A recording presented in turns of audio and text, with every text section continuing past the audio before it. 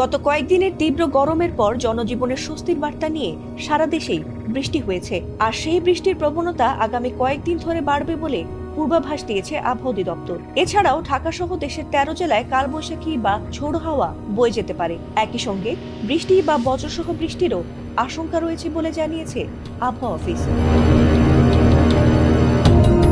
আবহাওয়া অফিস জানিয়েছে, পশ্চিমা লঘুচাপের সক্রিয় প্রভাবে দেশের 8 বিভাগে ঝড় বৃষ্টির সম্ভাবনা তৈরি হয়েছে। এর ফলে বিভিন্ন জেলায় বয়ে যাওয়া তাপপ্রবাহ প্রশমিত হয়ে আবহাওয়া শীতল হয়ে আসতে পারে। আর তাতে দেশের 13 জেলায় সন্ধ্যার মধ্যে ঝোড়ো হাওয়া সহ বজ্রবৃষ্টি হতে পারে বলে আশঙ্কা করেছে আবহাওয়া অধিদপ্তর। এর মধ্যে 5 জেলায় ঘন্টায় সর্বোচ্চ 80 কিলোমিটার আর 8 জেলায় 60 কিলোমিটার বেগে ঝড় হতে পারে। সোমবার দেশের অভ্যন্তরীণ নদীবন্দরগুলোর জন্য আবহাওয়া অধিদপ্তরের দেওয়া সতর্কবার্তায় এ তথ্য জানানো হয়েছে।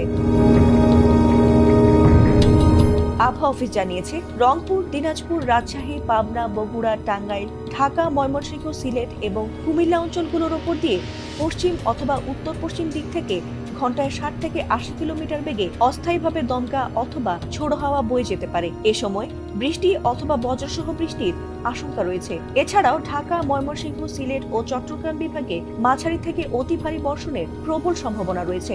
এছাড়া রংপুর, রাজশাহী, খুলনা ও বরিশাল বিভাগের কিছু কিছু জায়গায় অস্থায়ী দমকা অথবা ঝোড়ো হাওয়া সহ হালকা থেকে মাঝারি ধরনের বৃষ্টি অথবা বজ্রসহ বৃষ্টি হতে পারে। এজন্য সংশ্লিষ্ট এলাকার নদীবন্দরগুলোকে 2 নম্বর সতর্ক সংকেত দেখাতে বলা হয়েছে। গত 24 ঘন্টায় ঢাকায় 41 মিলিমিটার বৃষ্টিপাত রেকর্ড করা হয়েছে।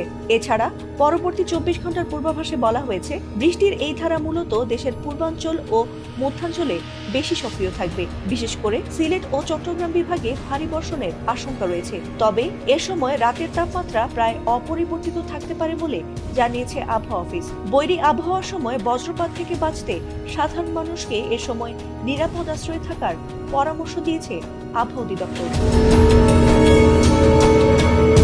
ফাতিমা সুলতানা, এটিএন বাংলা।